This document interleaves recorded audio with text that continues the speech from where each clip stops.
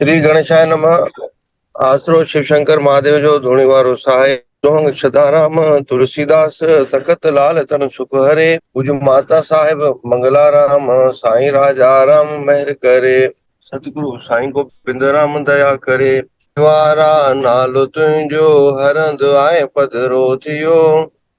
लोक ऐं परलोक में प्रभु आहे रोशन कयो। कविन भी कविता अंदर जे खूब वाह वर्णन कयो।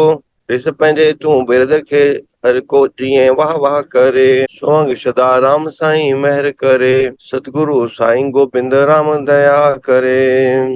ओम वक्रतुंड महाकाय सूर्यकोटि संप्रभ निर्विघ्नं कुरु मे देव सर्व कार्येषु सर्वदा। सतगुरु साईं सदा राम साहिब तूं हिकिड़ो वाह जॻाए।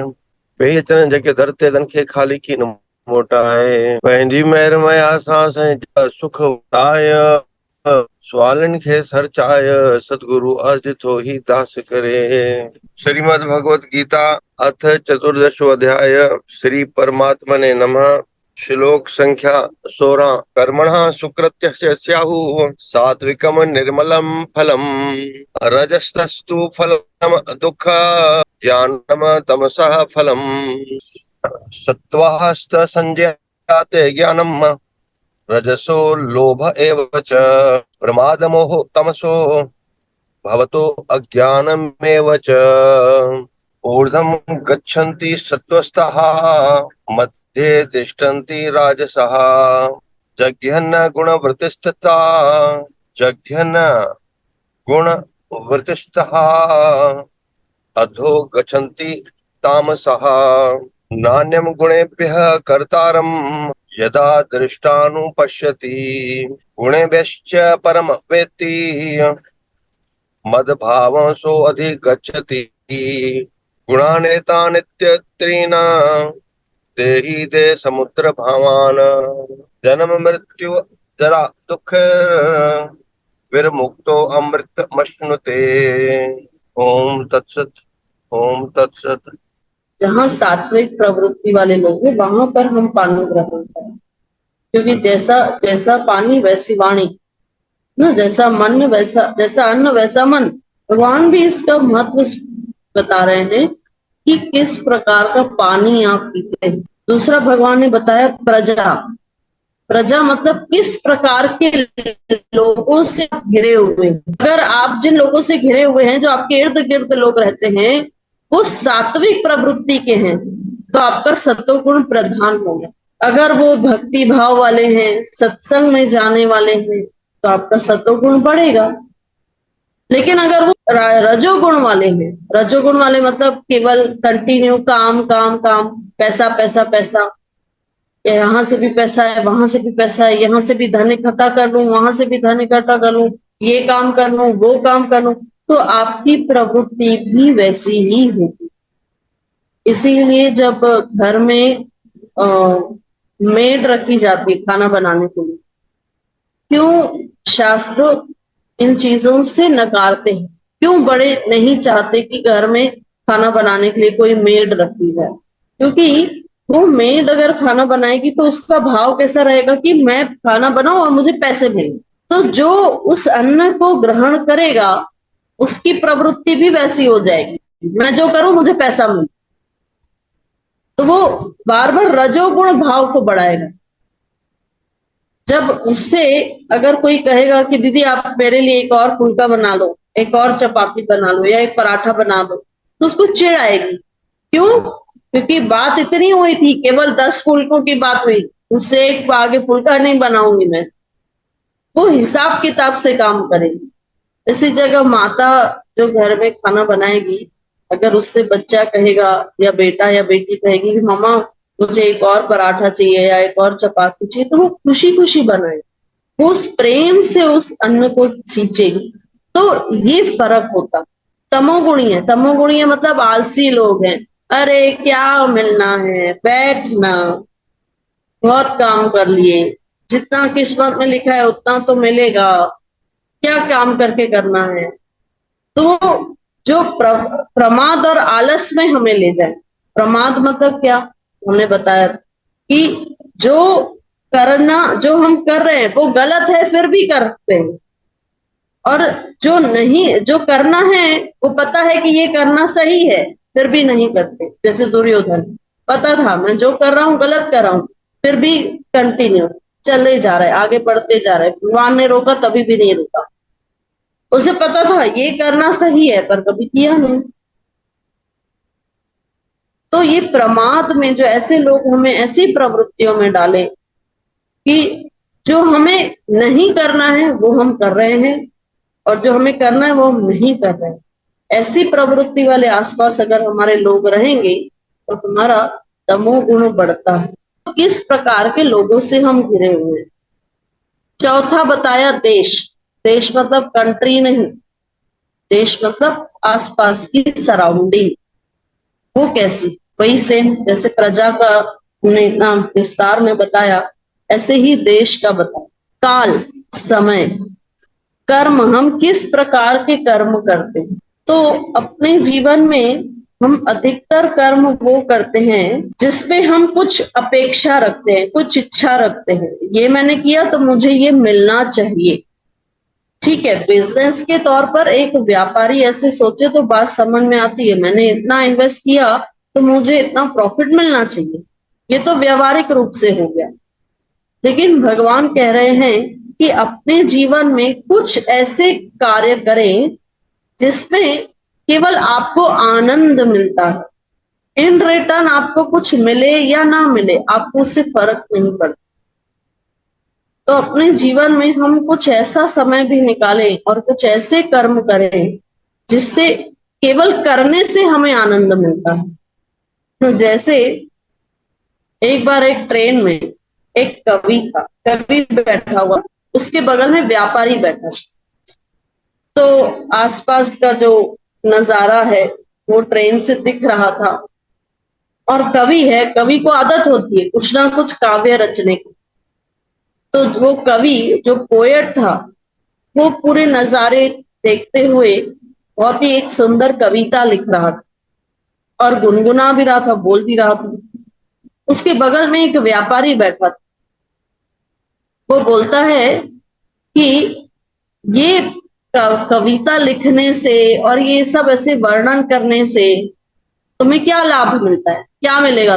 तुम ये कविता रच रहे हो और तुम परम आनंद में दिखाई दे रहे हो, तो तुम्हें इससे क्या फायदा। तो वो कवि कहता है कि तुम कुछ भी करते हो तो केवल फायदे के लिए करते हो, तुम्हें जब फायदा मिलता है तो आनंद आता है, और मैं जो करता हूं मुझे उसी में आनंद आता, मैं इन रिटर्न कुछ नहीं चाहता। आगे भगवान कहते हैं जन्म।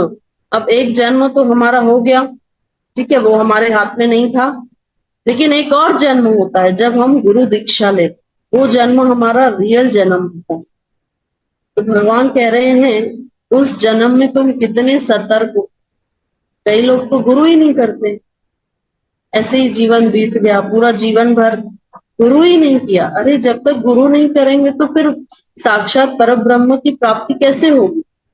तो भगवान कह रहे हैं जो दूसरा जन्म है वो तो तुम्हारे हाथ में है, और अगर तुमने अपने जीवन में गुरु किया है तो ये निश्चित है कि तुम्हारे जीवन में सतोगुण प्रधान होगा।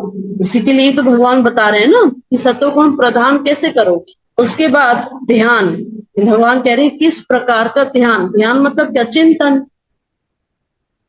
अब किसी को आदत होती है सारा दिन केवल संसार का ही चिंतन करते, तो प्रवृत्ति भी वैसे ही होती है, रजोगुणी और तमोगुणी। लेकिन किनको आदत होती है कि वो केवल ध्यान गुरु का या भगवान का ही करते हैं, तो फिर उनके जीवन में वो दिखाई देता है, वो सतोगुण प्रधान दिखाई पड़ता है। तो भगवान कह रहे हैं किस प्रकार का चिंतन, किस प्रकार का ध्यान तुम करते हो, किस प्रकार के मंत्रों का तुम उच्चारण करते हो। और आगे जो लास्ट भगवान ने कहा संस्कार, किस प्रकार के संस्कार तुम्हारे अंदर हैं जो बचपन से हमारे माता पिता हमें देते हैं। अरे बचपन से क्या, जितने हमने जन्म लिए ना तब से ही इस चित्त पर कोई ना कोई संस्कार बैठा हुआ है। इसीलिए देखो बचपन से कोई बच्चा बहुत ही शरारती होता है, सबको तंग करेगा, क्योंकि अब उस समय तो वो बहुत छोटा है, कुछ भी समझने के लिए, लेकिन उसकी प्रवृत्ति ऐसी है, परेशान करना, मारना, रोना, तंग करना। तो पिछले जन्मों के उसके चित्त में वो जो इम्प्रिंट्स हैं, जो संस्कारों के इम्प्रिंट्स आ गए हैं, उससे भी फर्क पड़े, उससे भी ये पता चलता है। तो भगवान ने ये 10 फैक्टर्स बताए जिससे हम अपने सतो गुण को बढ़ा सकते हैं। आगे भगवान कहते हैं, श्रेष्ठ कर्म का तो सात्विक अर्थात सुख, ज्ञान और वैराग्य आदि निर्मल फल कहा है। राजस कर्म का फल दुख एवं तामस कर्म का फल अज्ञान कहा। तो जीवन में कर्म और धर्म दोनों ही होना चाहिए। कर्म की उपासना जरूरी है सुख पाने के लिए, लेकिन केवल कर्म हमें सुख तो दे सकता है लेकिन समाधान नहीं दे सकता, सैटिस्फैक्शन नहीं दे सकता। इसीलिए अगर हमारे जीवन में हमें समाधान चाहिए तो धर्म की उपासना भी जरूरी है। तो भगवान कह रहे हैं जहां सात्विक प्रवृत्ति वाले लोग हैं वहां सुख भी होगा, लेकिन सुख के साथ साथ ज्ञान भी होगा। क्यों? क्योंकि वहां कर्म की उपासना भी है और साथ साथ धर्म की भी उपासना है। लेकिन जो राजसिक प्रवृत्ति यानी रजोगुण प्रधान है, जहां वे केवल कर्म करते हैं, वर्कहोलिक जैसे आजकल की भाषा में कहें, कंटिन्यू काम काम काम, दिन भर जॉब व्यापार ये वो, बस। तो सुख तो है पर समाधान नहीं है। तो भगवान क्या कह रहे हैं, फिर वो जो कर्म करता है वो उसे फल से बांध देता है। इसीलिए रजोगुण बंधन का कारण बताया गया। फिर आगे जो तामस कर्म का फल अज्ञान है, जो तामसिक प्रवृत्ति वाले लोग हैं वे तो कुछ भी नहीं करते, ना कर्म की उपासना ना धर्म की उपासना, इसीलिए ना सुख है, समाधान तो दूर की बात। तो भगवान कह रहे हैं सबसे इंपॉर्टेंट है सतोगुण में रहे। आगे भगवान कहते हैं कि सतोगुण में स्थित पुरुष स्वर्ग आदि उच्च लोकों को जाते हैं, रजोगुण में स्थित राजस पुरुष मध्य में और मनुष्य लोक में ही रहते हैं, और तमोगुण के कार्य रूप निद्रा प्रमाद और आलस्य आदि में स्थित तामस पुरुष अधोगति अर्थात कीट पशु आदि नीच योनियों तथा नरकों को प्राप्त होते हैं। भगवान कह रहे हैं कि सतोगुण में भी रहोगे तो केवल स्वर्ग तक पहुंच सकते हो, मुझ तक नहीं पहुंच सकते। तो सतोगुण हमें भगवान का रास्ता भी दिखाता है कि कैसे तुम भगवान तक पहुंचो। लेकिन जैसे ही हम सतोगुण से कहते हैं कि चलो तुम मेरे साथ भगवान के पास चलो, तो सतोगुण कहता है हूं तो मैं बंधन ही, मैं वहां नहीं पहुंच सकता, मैं वहां नहीं जा सकता। इसीलिए भगवान कह रहे हैं तीनों ही बंधन हो, चाहे तमोगुण हो, चाहे रजोगुण हो, चाहे सतोगुण हो। इसीलिए अब आगे इन श्लोकों में भगवान बताएंगे कि कैसे तुम इन 3 गुणों से ऊपर उठ सकते हो। ऊपर उठोगे तभी तुम मुझ तक पहुंचोगे। सतगुरु दीनदयाल मुझ पर कृपा कीजिए, नानक नजर निहाल कारज हमरे सिद्ध भये। ओम सर्वे भवन्तु सुखिनः, सर्वे सन्तु निरामया, सर्वे भद्राणि पश्यन्तु मा कश्चित् दुःख भाग भवेत्। ओम पूर्णमद पूर्णमिदं पूर्णात् पूर्णमुदच्यते, पूर्णस्य पूर्णमादाय पूर्णमेवावशिष्यते। ओम शांति शांति शांति ओम।